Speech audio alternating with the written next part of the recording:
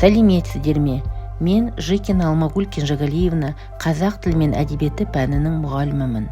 Бүгін мен біртұтас тәрбие бағдарламасы аясында құқықтық және патриоттық тәрбиені қалыптастырудағы тәжірибемен бөліскім келеді. Қазақ тілі мен әдебиет сабағында біз тіл үйреніп қана қоймаймыз. Сонымен қатар оқушылардың бойына ұлттық құндылықтарды, елге деген сүйіспеншілікті дарытамыз. Өз құқықтары туралы білімдерін дамытамыз. Балалар, біртұтас тәрбие бағдарламасы бойынша осы аптаның дәйек сөзі ол ар намыс қана тәуелсіздікке тірек бола алады. Бұл сөз бүгінгі сабағымыздың құраны негізі болады. Өйткені чемпиондарымыз осы сөздің нақты үлгісі.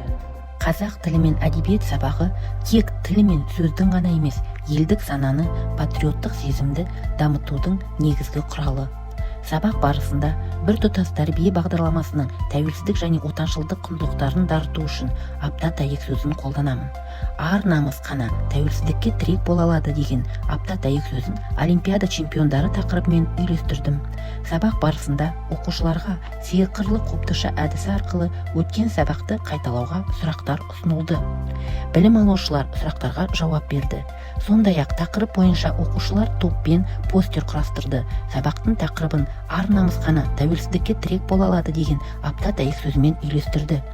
Осындай патриоттық пен тәуелсіздікке байланысты шығармаларды оқыту арқылы оқушылардың тарихи санасын қалыптастырып, еліміздің және Олимпиада чемпиондарының жетістігіне мақтанышпен қарауға, ел болашағы үшін аянбай еңбек етуге тәрбиелеймін. Әдеби шығармалар мен мәтіндер арқылы құқықтық сауаттылықтарын да арттырамын. Сабақтарда эссе жазу, пікірталас, көркем оқу, рөлдік ойындар сияқты белсенді әдіс-тәсілдерді қолданамын. Еліміздің болашағы бүгінгі жас ұрпақ. Сондықтан әрбір сабағымда оларға елін сүйетін, заңды құрметтейтін, адал азамат етіп тәрбиелеуге күш салу мұғалім ретінде менің басты міндетім. Қазақ тілі мен әдебиет сабағында біз біртұтас тәрбие бағдарламасының барлық бағытын біріктіре аламыз.